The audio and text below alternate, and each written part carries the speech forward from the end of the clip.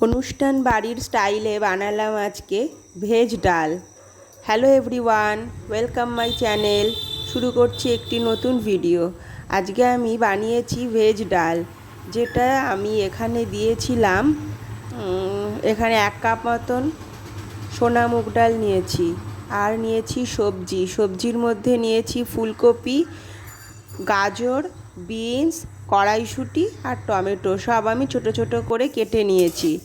আর এখানে গোটা গরম মশলা নিয়েছি, গোটা জিরে, গোটা শুকনো লঙ্কা আর তেজপাতা। এখানে ডালটাকে আমি শুকনো খোলায় ভেজে নিয়েছি। ভেজে ডালটাকে ধুয়ে একটা সিটি দিয়েই দিয়েছি, আর বেশি সিটি দিইনি। একটা সিটি দিতে দিতেই আমি ডালটাকে বন্ধ করে দিয়েছি সিটিটা, নাহলে গলে একদম ফেনা হয়ে যাবে। প্রথমে সবজিগুলোকে পুরো কড়াইতে ভেজে নিলাম। একে একে সবজিগুলোকে সব দিয়ে দিলাম, ফুলকপি, গাজর, বিনস, কড়াইশুঁটি সব দিয়ে ভালো করে ভেজে নেব। ভেজে তার মধ্যে দিয়েছি আমি পরিমাণ মতো নুন আর পরিমাণ মতো হলুদ দিয়ে শুধু সবজিটাকে ভেজে নেব। এখানে আমি ডালটা কিন্তু ফোড়ন দেব না। পুরো সবজি ভাজা হয়ে যাওয়ার পরে শেষে আবার নতুন করে আমি ডালটাকে ফোড়ন দেব, নাহলে টেস্টি হবে না। এখানে সবজিগুলোকে ভেজে নিচ্ছি।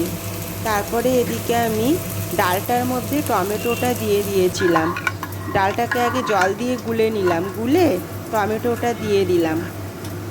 দিয়ে ডালটাকে আমি ওই ভাজা সবজিগুলোর মধ্যে দিয়ে দেব, দিয়ে একটুখানি ফুটিয়ে নেব। এখানে কিন্তু আবার আমি একটু নুন, একটু হলুদ দিয়ে দেব, কারণ আমি ওইখানে ভাজা সবজির মধ্যে যেটুকু লাগবে সেইটুকুই দিয়েছি, তার থেকে বেশি দিইনি।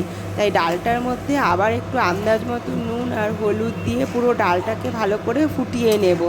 ডালটা ফুটে যাওয়ার পর ডালটা নাবিয়ে নিয়ে আবার আমি কড়াইয়ের মধ্যে ফোড়ন দেব। তাই এখানে আমি কড়াইয়ে তেল গরম হওয়ার পর গোটা গরম মশলা, গোটা শুকনো লঙ্কা এবং তেজপাতা আর গোটা জিরে দিলাম।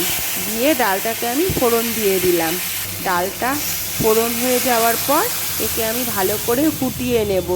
ফুটিয়ে এর মধ্যে আমি দিয়ে দেব স্বাদ মতো চিনি, দিয়ে আর দেবো আমি এখানে একটুখানি ভাজা জিরে গুঁড়ো। ভাজা জিরে গুঁড়ো দিয়ে আমি ভালো করে ডালটাকে নেড়ে নেব। এখানে একটু স্বাদ মতো সামান্য একটু নুন দিলাম।